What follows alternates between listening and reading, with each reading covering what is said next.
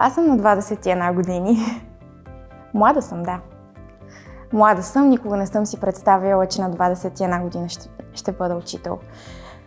От малка знам, че обичам да се занимавам с деца и се разбираме добре, обаче никога до сега не съм си мислила, че това е моето призвание.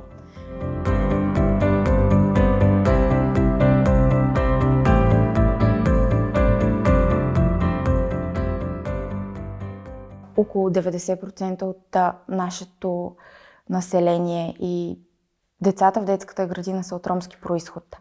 Ромските педагози са част от общността и родителите ги познават, да не кажа, че с повечето от тях са или роднини, или по някакъв начин свързани. Ами на децата им е много странно, тъй като тук ни виждат в една светлина, а в общността ни виждат в друга светлина. Там сме Лелю, Како, а тук сме госпожо.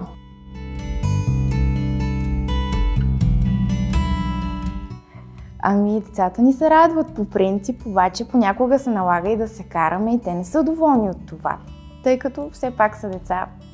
Те не осъзнават, че им се караме за тяхно добро, обаче не се сърдят.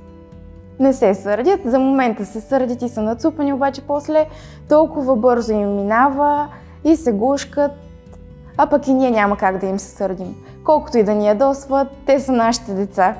Как да се сърдиш на дете, като дойде и ти каже: госпожо, аз те обичам? Не може. Ние сме успешен ролеви модел за децата. Някои от тях казват след време: госпожо, аз искам да стана като теб. Госпожо, аз искам да бъда учител. Госпожо, аз искам да бъда лекар. Те си избират много разнообразни професии и важна е мотивацията. Важно е да ги мотивираме да се образоват, да се стремят към по-добри резултати в образованието си, за да постигнат това, което реално искат. За мен образованието е единствения начин и най-точната стратегия за това ромската общност да излезе от стереотипа, в който се намира в момента.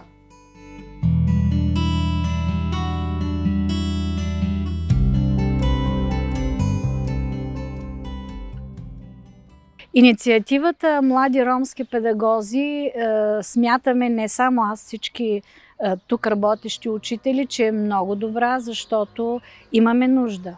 Имаме нужда от такива млади учители, защото всички сме вече в предпенсионна възраст и ни трябват заместници.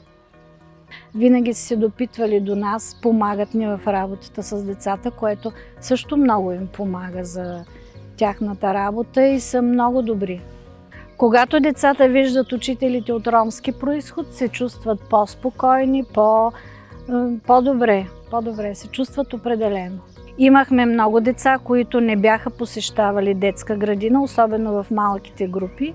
Щом има учителки от тези младите от ромския произход, се пускат децата на градина. Да.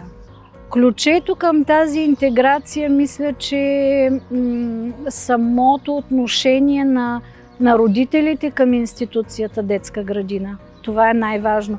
Родителите имат ли желание да пускат децата си на градина, интеграцията винаги се получава.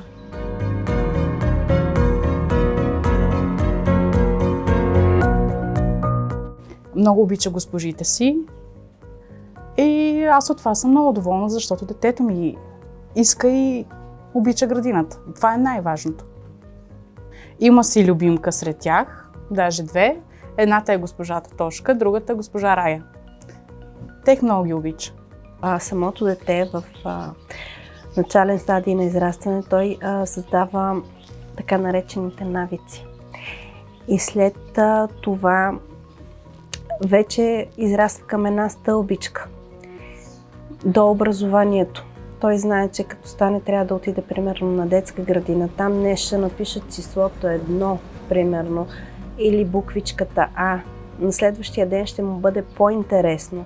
И това нещо се задълбочава и самото дете вече има интерес за образованието, което за нас е от огромно значение, че той ще смени средата, приоритета и няма да му кажат, примерно, той е ром и е неграмотен и така нататък. ще бъде като неговите учители. Ще има пример за това, че ето тази и тази госпожа са от ромски произход, обаче те са учили, създали са авторитет и са превърнали към едно бъдеще имат стимул. Аз искам да се видя детето успешно, възпитано, добро. Най-вече добро и успешно дете. Това искам да, като порасне и видя какво е направил в живота си, ще се почувствам много горда.